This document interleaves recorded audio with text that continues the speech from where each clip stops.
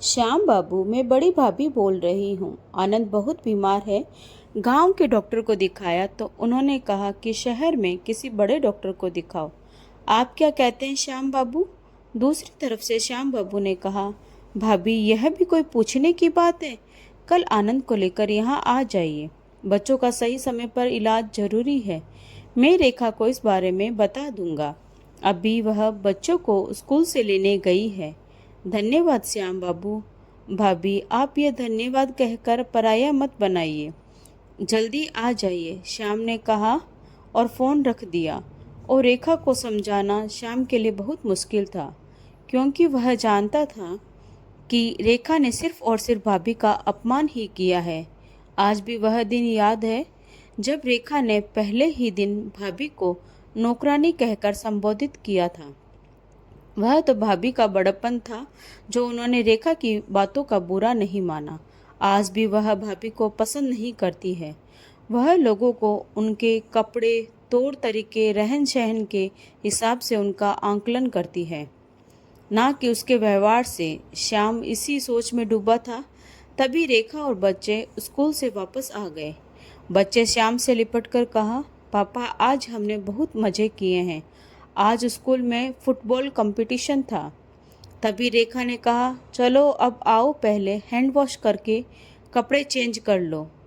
रेखा सुनो जरा, श्याम ने पुकारा। हाँ बोलो, क्या है? पहले फ्रेश होकर आओ, फिर बताता हूँ, श्याम ने सोते हुए कहा। रेखा, भाभी का फ़ोन आया था, आनंद बहुत बीमार है। श्याम की बात बीच में काटते हुए रेखा बोली, तब तो वह पैसे मांग रही होगी, भेज दो पैसे। इस पर श्याम ने गुस्से में कहा, तुम हमेशा उन्हें गलत समझती हो। उन्होंने पैसे नहीं मांगे हैं।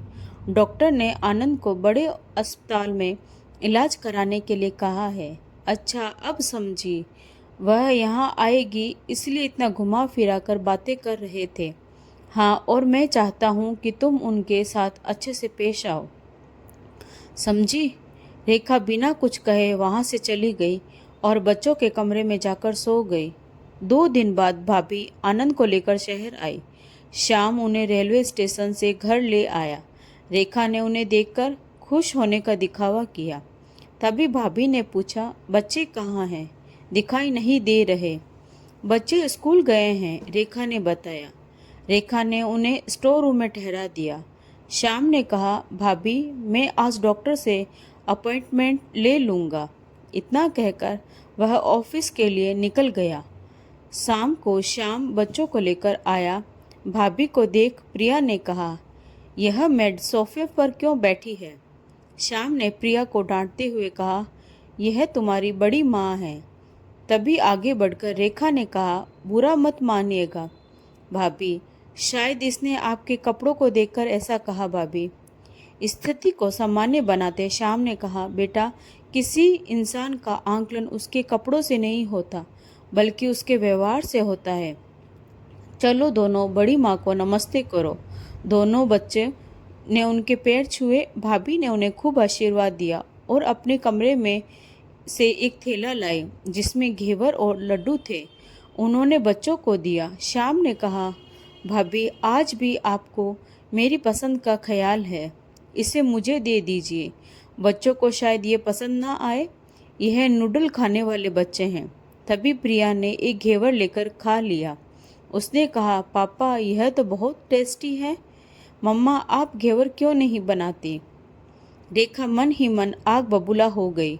दूसरे दिन श्याम आनंद को लेकर अस्पताल पहुंचा। वहां उसका इलाज हुआ और कुछ ही दिन में आनंद अच्छा हो गया। इधर बच्चे अपनी बड़ी माँ और भाई आनंद से घुल मिल गए। दूसरे दिन भाभी जाने वाली थी तो उन्होंने रेखा से कहा, तुम्हारा बहुत धन्यवाद रेखा, तुमने हमारी इतनी मदद की। बच्चे तो रोने लगे। बड़ी माँ को पकड़कर प्रिया कहने लगी, अभी मत जाइए। और गोलू आनंद भैया के लिए रोने लगा। मम्मा आप बोलो ना बड़ी माँ और आनंद भैया अभी नहीं जाए। रेखा ने बच्चों की बात को अनसुना कर दिया। श्याम की तरफ देखते हुए भाभी ने कहा, हम तुमसे मिलने आए, अब तुम भी बच्चों को लेकर आना। अब बड़ी माँ को अपने बच्चों के आने का इंतजार रहेगा। गर्मियों की छुट्टियों में श्याम ने सहमति दे दी। नम आंखों से भाभी ने बच्चों से विदाई ली। मम्मा मुझे कुछ खाने को दो ना। क्यों, मम्मा याद आ गई जो बड़ी माँ से मांग कर खा रहे थे? रेखा, कितना जहर उगलोगी। देखा, तुम्हारे दिए संस्कारों पर प्यार भारी पड़ गया। बच्चा कितना घुल मिल गए क्योंकि उन्होंने इन्हें अपना समझा। जो अपनापन तुम्हारी तरफ से आनंद के लिए नजर नहीं आया। बस जितना मैं अच्छा बन सकती थी उतना बनी। उनका क्या, हमारे कितने पैसे खर्च हुए। तुम्हारा एहसान कभी नहीं चुका पाएगी। अब समझ आया सारा मांजरा। तुम्हें सिर्फ पैसे से मतलब है तो सुन लो, चुका दिया है तुम्हारा एहसान। उन्होंने एक पैसा मुझसे नहीं लिया, समझी तुम। यह कहो कि तुम उनका एहसान जिंदगी भर नहीं चुका पाओगे। भैया के न रहने पर भी भाभी ने कभी मुझसे सहायता नहीं ली, और आज जो तुम ऐशो आराम की जिंदगी तुम जी रही हो, यह भैया भाभी की बदौलत है। तुम हमेशा रिश्तों को पैसों की तराजू में तोलती हो। रिश्ते तुम्हारे लिए महत्वपूर्ण नहीं हैं। कभी ठंडे दिमाग से मेरी बात पर गौर करना तो तुम्हें अपना असली चेहरा नजर आएगा। रेखा को अपने किए पर पछतावा हुआ, लेकिन अब समय निकल चुका था। भाभी निकल चुकी थी अपने गांव के लिए। आपको ये कहानी कैसी लगी? कमेंट करके अपनी राय जरूर दीजिएगा। अगर अच्छी लगी हो तो वीडियो को लाइक, शेयर और सब्सक्राइब जरूर करें। Thanks for watching.